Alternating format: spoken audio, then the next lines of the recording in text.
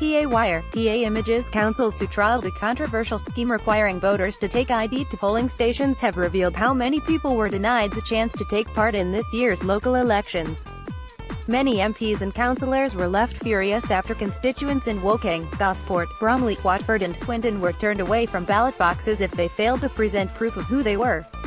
Scores were told they would not be allowed to vote as part of the test being run in the 5 areas by the Cabinet Office, which wants to cut the risk of electoral fraud. So far only Gosport and Swindon councils have released official figures on how many voters were sent home, and how many later returned with the requisite identification.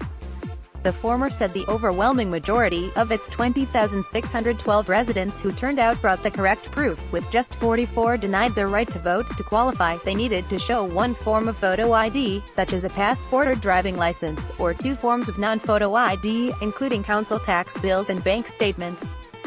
PA Wire, PA Images. The Cabinet Office is trialling the scheme. The Hampshire Council added that a total of 72 people had no ID or incorrect ID at first, but returned later and were given their ballot papers. Returning Officer Michael Lawther said, "We ran a very extensive publicity campaign to tell people they needed to bring ID, and what types of ID were acceptable. I would like to thank voters for their cooperation and for helping us with this exercise." In Swindon, 62,166 people voted and 60 were asked to come back with ID. Returning Officer Stephen Taylor said 35 of those cast their vote later, leaving just 0.04% of eligible electors who did not either return with alternative ID or seek a replacement poll card. Government-funded trial of the use of voter ID in Swindon ran extremely smoothly overall, and we estimate at this stage that turnout is up on comparable previous years by around 6% to 40%, he added.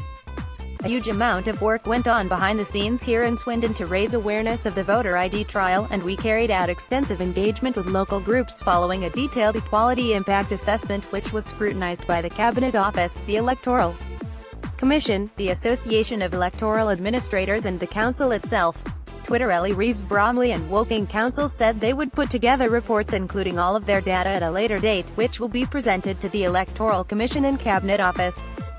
Both organizations will carry out independent evaluations before a decision is taken on whether to roll the scheme out nationally, despite calls from Labour politicians for it to be abandoned. Lewisham MP Ellie Reeves said she was not confident polling station staff had been adequately briefed on the policy, after one man was turned away after presenting a listed accepted form of ID and another was told a hard copy of their proof of address was needed. Blogging for HuffPost UK, she said the government was seeking to solve a problem that never really existed.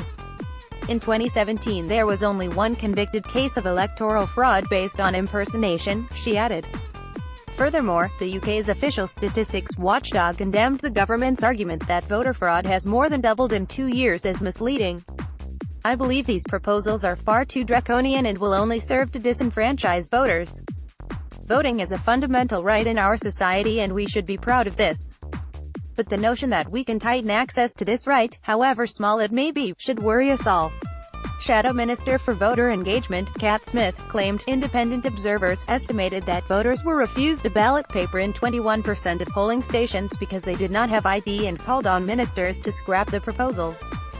There was absolutely no case for introducing voter ID in the first place, but after yesterday's fiasco, it is impossible for the government to justify rolling it out, she said.